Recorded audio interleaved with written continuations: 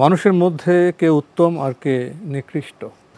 মানুষের মধ্যে উত্তম হচ্ছে তারাই যারা আল্লাহর প্রতি ঈমান এনেছে এবং আল্লাহ তাআলার নির্দেশ আনুগত্য করতে পেরেছে। উলাইকা হুম খায়রুল বারিয়া, তারা হচ্ছে আল্লাহর সৃষ্টির মধ্যে সবচেয়ে উত্তম। ইন্নাল্লাযীনা আমানু ওয়া আমিলুস সালিহাতি উলাইকা হুম খায়রুল বারিয়া।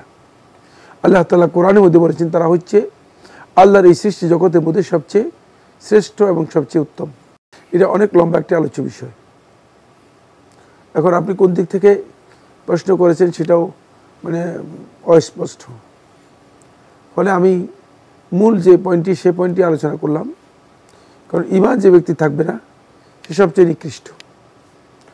আর যারা আল্লাহ তাআলার সাথে কুফরি করবে, ইন্নাল্লাযীনা কাফারু মিন আহলিল কিতাবি ওয়াল মুশরিকিন, আহলে কিতাবদের মধ্য থেকে এবং মুশরিকদের মধ্য থেকে যারা আল্লাহ রাব্বুল আলামিনের সাথে কুফরি করবে, ফাউলাইকা হুম শাররুল বারিয়া, এদের পরিচয় আল্লাহ তাআলা কোরআনের মধ্যে করে দিয়েছেন যে এরা হচ্ছে শাররুল বারিয়া, আল্লাহর সৃষ্টির মধ্যে সবচেয়ে নিকৃষ্ট, সবচেয়ে নিকৃষ্ট।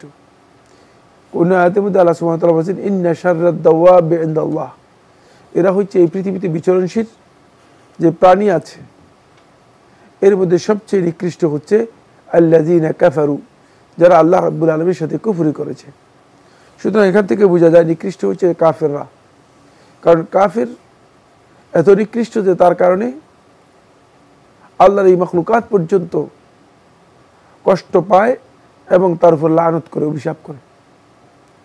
গোটা মাখলুকাত আল্লাহ রাব্বুল আলামিনের কষ্ট পায় কাফের কারণে।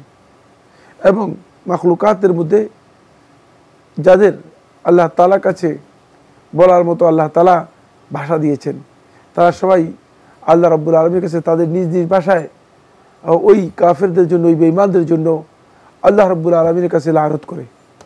সুতরাং কোনো সন্দেহ নেই কাফেররা হচ্ছে সবচেয়ে নিকৃষ্ট। জি।